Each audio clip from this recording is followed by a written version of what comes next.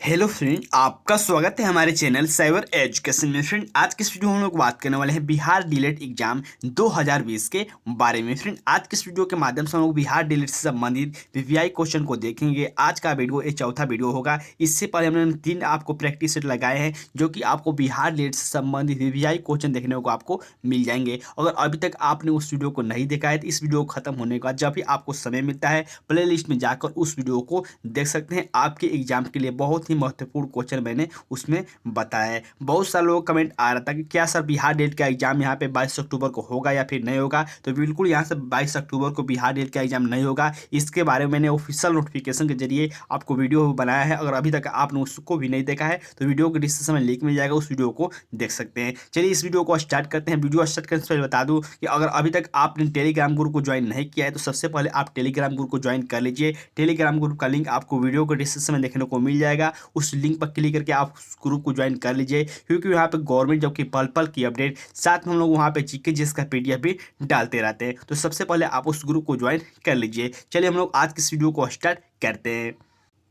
सो यहाँ से देखिए पहला क्वेश्चन मेंशन किया गया है, हाइपर मेट्रोपिया का अर्थ है। यानी कि यहाँ से आपको बताना है कि हाइपर मेट्रोपिया का अर्थ क्या होता है। यहाँ से देख सकते हैं 4 ऑप्शन बताए गए हैं। फटाफट कमेंट में आप सभी कैंडिडेट यहाँ पे आंसर शेयर करें। यहाँ पे देख सकते हैं ऑप्शन मेंशन किया गया, निकट दृष्टि दोष, दूर दृष्टि दोष, ज्यादा दृष्टि दोष या फिर प्रेस वाइपिया। इसका राइट आंसर क्या होगा? तो इसका राइट आंसर हो जाएगा आपको दूर दृष्टि दोष। यानी कि यहाँ से बी ऑप्शन बिल्कुल राइट आंसर हो जाएंगे इस क्वेश्चन के। जो मैंने आपको पिछले वीडियो बनाया था जो कि आपने थर्ड प्रैक्टिस सेट को देखा था वीवीआई क्वेश्चन से संबंधित, तो उसमें मैंने बताया था कि आपको मेट्रोपिया को यहाँ पर निकट दृष्टि दोष बोला जाता है। तो हम लोग आज बात करें किसके बारे में, तो हाइपर मेट्रोपिया किससे कहा जाता है? ये बोला जाता है आपको दूर दृष्टि दोष को। बहुत ही इंपॉर्टेंट क्वेश्चन है, बहुत सारे कैंडिडेट को मालूम होंगे, लेकिन ये क्वेश्चन बहुत ही इंपॉर्टेंट है। इस क्वेश्चन से संबंधित आपको इंपॉर्टेंट फैक्ट याद रखना है। कभी कभी आपको पूछ लिया जाता है निकट दृष्टि दोष से पीड़ित व्यक्ति को कौन सा लेंस का उपयोग किया जाता है, तो उसमें आपको अवतल लेंस का उपयोग किया जाता है। और जो कैंडिडेट आपको दूर दृष्टि दोष से पीड़ित होता है उसके लिए आपको उत्तल लेंस का प्रयोग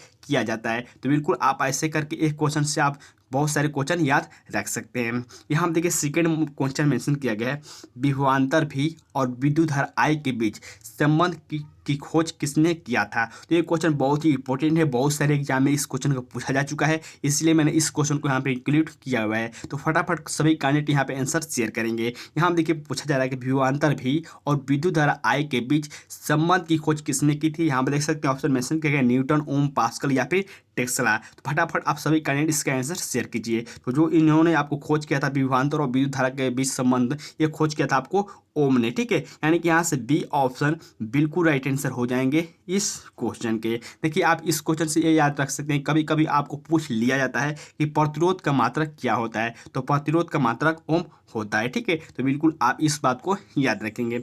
चलिए हम नेक्स्ट क्वेश्चन की ओर बढ़ते हैं।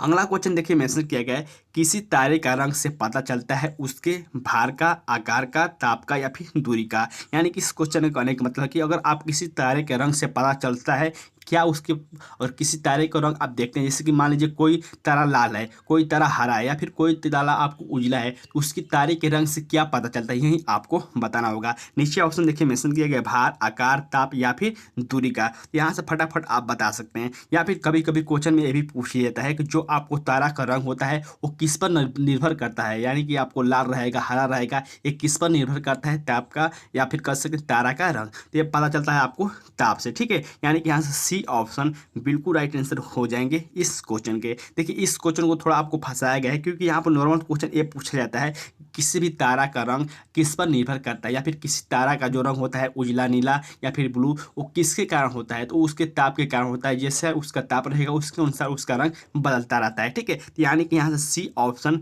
बिल्कुल राइट आंसर हो जाएंगे इस क्वेश्चन के।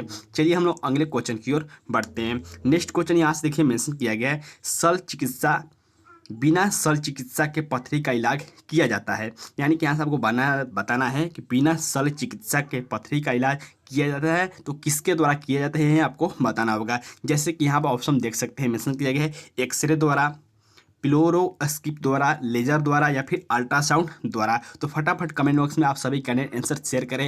ये क्वेश्चन बहुत ही इंपॉर्टेंट है। इसका राइट आंसर क्या होगा? तो इसका राइट आंसर हो जाएगा आपको लेजर द्वारा, यानी कि बिना शल्य चिकित्सक के पथरी का इलाज किया जाता है लेजर के द्वारा, यानी कि यहाँ से सी ऑप्शन इसका राइट आंसर हो जाएंगे। देखिए इस क्वेश्चन से आप ये बात याद रख सकते हैं कि आपको लेजर का फुल फॉर्म क्या होता है। तो फटाफट सभी कैंडिडेट यहाँ पे लेजर का फुल फॉर्म यहाँ पे नीचे कमेंट में करेंगे। भाई आपको सभी कैंडिडेट का यहाँ पे राइट आंसर देख रहा हूँ, ठीक है। चलिए हम नेक्स्ट क्वेश्चन की ओर बढ़ते हैं। नेक्स्ट क्वेश्चन यहाँ पे देखिए मेंशन किया गया है, निम्नलिखित में से कौन सा ऊतक मुख्य रूप से मृत कोशिकाओं से बना है।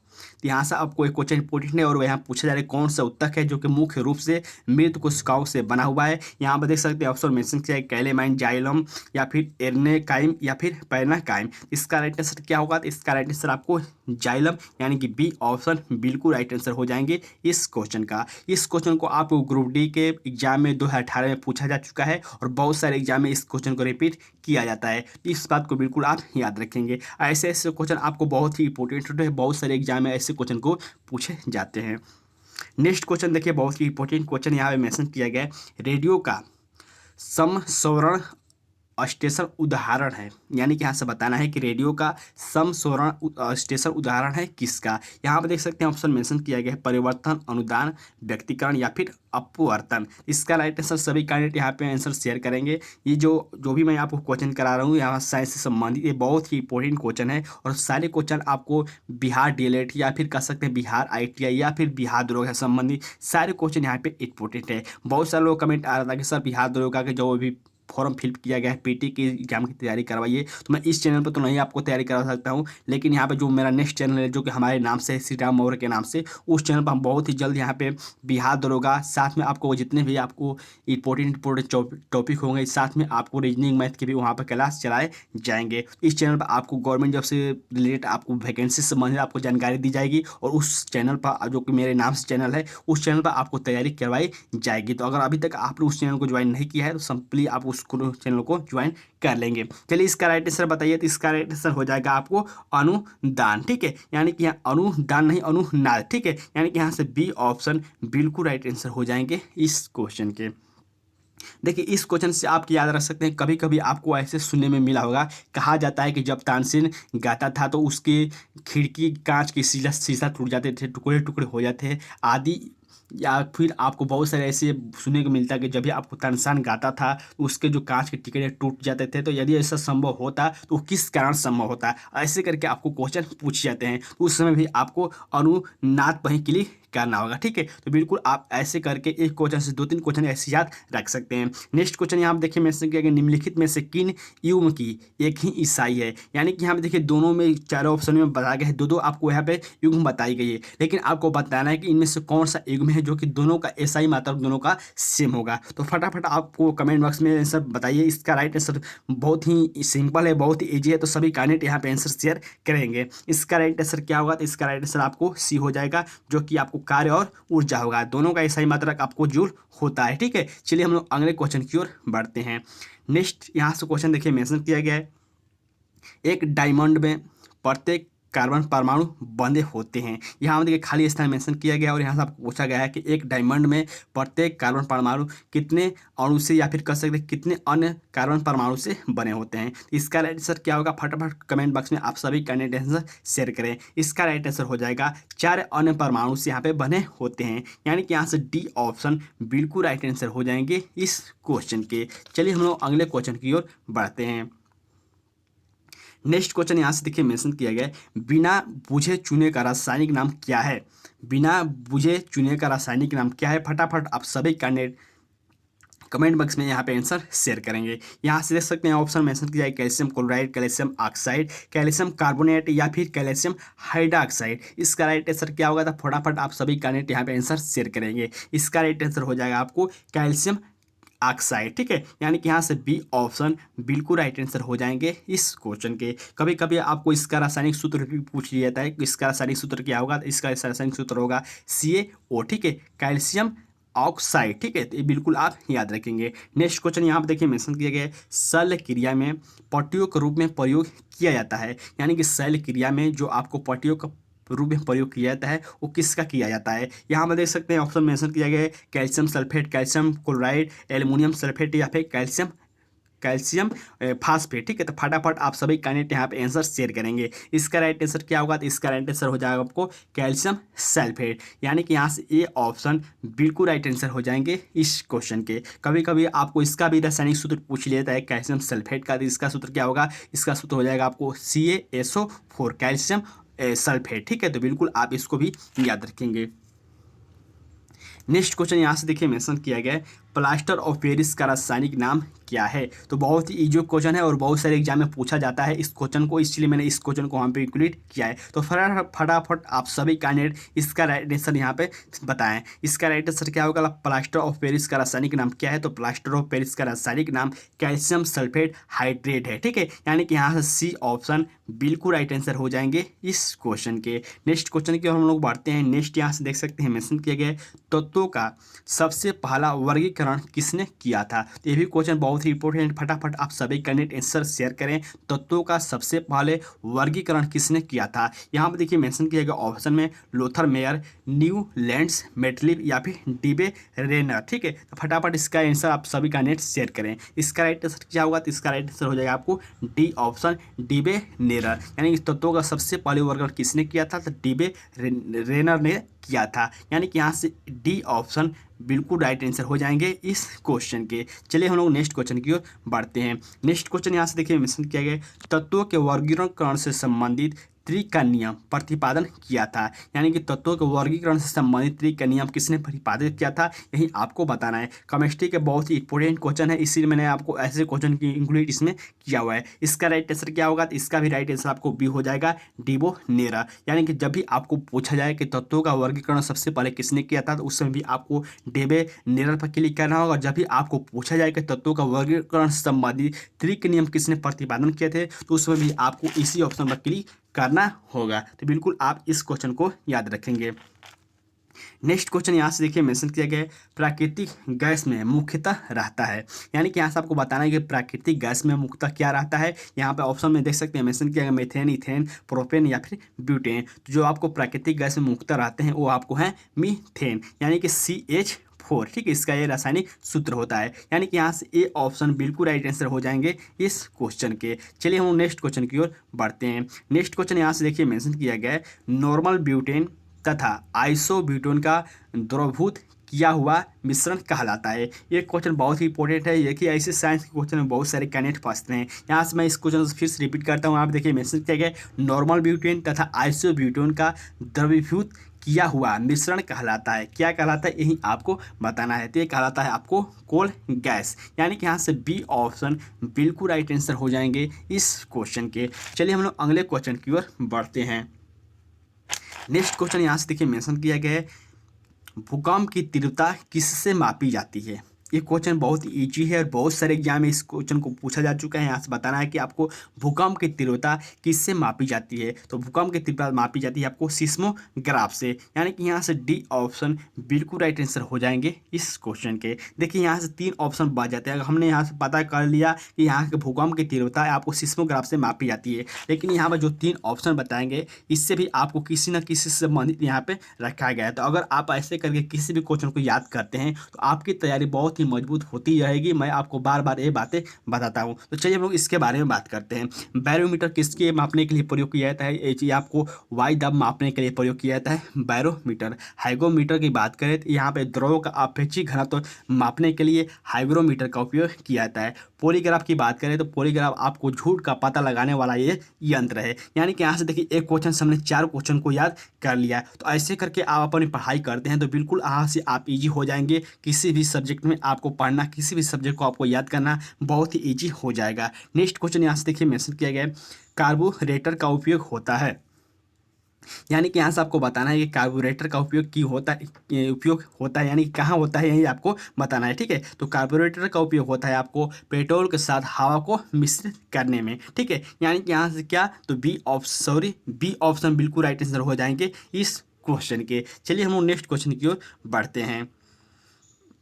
नेक्स्ट क्वेश्चन यहाँ से देखिए मेंशन किया गया है शुष्क सेल हैं। तो यहाँ से आपको बताना है कि शुष्क सेल क्या है, प्राथमिक सेल है, द्वितीय सेल है, तृतीयक सेल है या फिर चतुर्थ सेल है।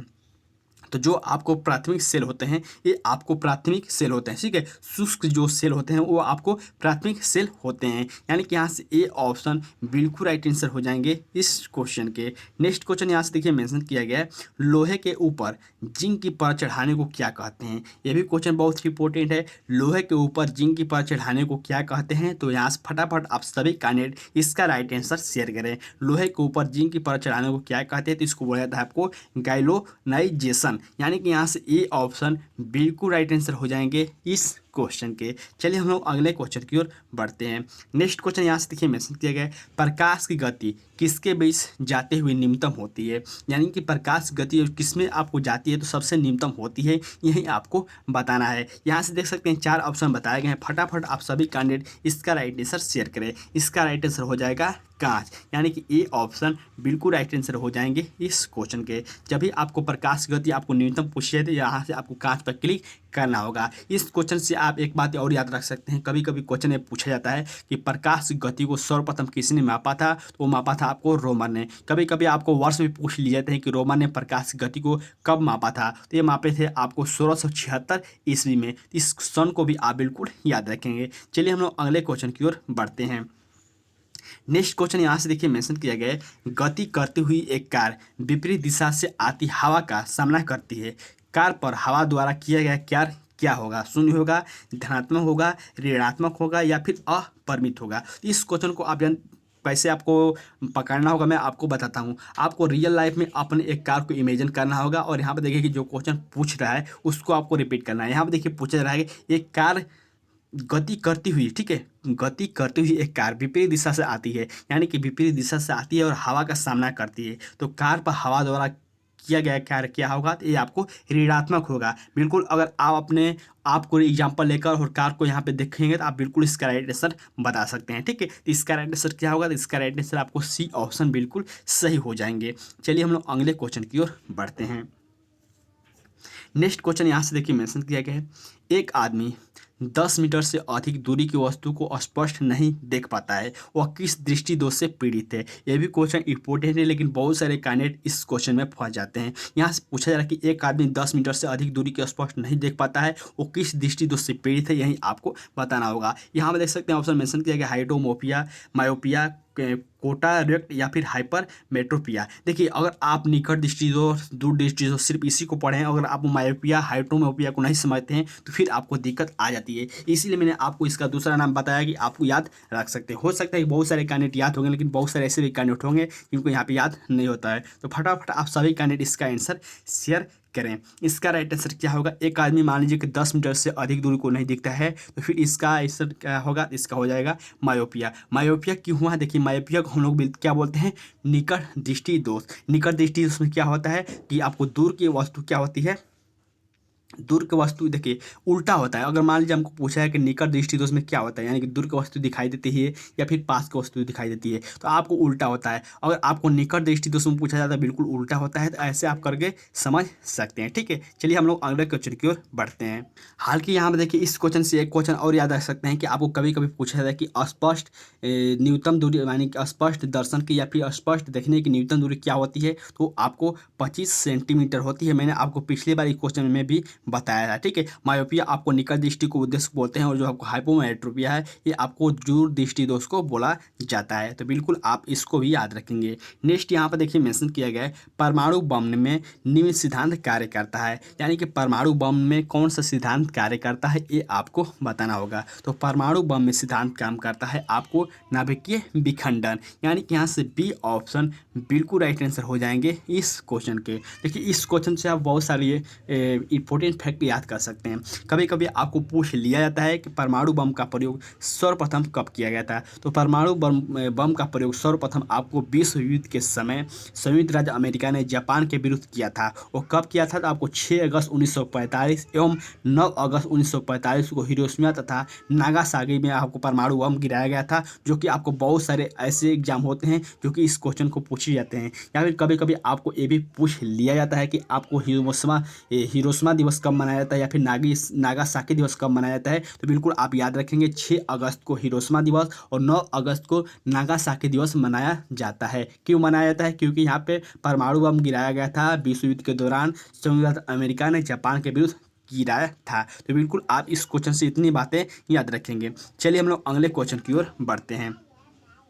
अगला क्वेश्चन यहाँ पे देखिए मेंशन किया गया है, हाइड्रोजन बम आधारित है, यानी कि हाइड्रोजन बम किस पर आधारित है ये आपको बताना होगा। तो हाइड्रोजन बम आधारित है आपको नाभिकीय संलयन पर, यानी कि यहाँ से ए ऑप्शन बिल्कुल राइट आंसर हो जाएंगे इस क्वेश्चन के। देखिए हम लोग पिछले क्वेश्चन में बात किया कि परमाणु बम किस पर आधारित है, तो आपको नाभिकीय विखंडन पर आधारित है, और जो आपको हाइड्रोजन बम है ये आपको नाभिकीय संलयन पर आधारित है। चलिए हम नेक्स्ट और लास्ट क्वेश्चन की बात करते हैं। यहाँ पे देखिए अगला क्वेश्चन मेंशन किया गया है, सबसे पहले नाभिकीय रिएक्टर बनाया था, यानी कि सबसे पहले नाभिकीय रिएक्टर किसने बनाया था यही आपको बताना है। तो सबसे पहले आपको नाभिकीय रिएक्टर बनाया था आपको फर्मी के द्वारा, यानी कि यहाँ से डी ऑप्शन बिल्कुल राइट आंसर हो जाएंगे इस क्वेश्चन के। तो फ्रेंड आज के इस वीडियो के माध्यम से हमने टॉप 25 क्वेश्चन देख लिए हैं जो कि आपको बिहार डीएलएड से संबंधित या फिर जितने भी आपको एक कॉम्पिटिटिव एग्जाम है जो कि आपको साइंस क्वेश्चन पूछे जाते हैं उन सभी एग्जामों के लिए इंपॉर्टेंट ये क्वेश्चन है। तो बिल्कुल आप इस वीडियो को अपने दोस्तों के साथ ज़्यादा से ज़्यादा शेयर करें और आप अपना कमेंट बॉक्स में स्कोर जरूर शेयर करें कि आपने 25 क्वेश्चन में से आपने कितने क्वेश्चन का राइट आंसर दिया हुआ है, ताकि मुझे मालूम चल पाए कि आप कितने क्वेश्चन सही कर पा रहे हैं। और अगर आप इसका लेवल हाई करना चाहते हैं या फिर इसका लेवल कम और करना चाहते हैं तो बिल्कुल आप नीचे कमेंट कीजिएगा। तब तक के लिए बाय फ्रेंड, जय हिंद।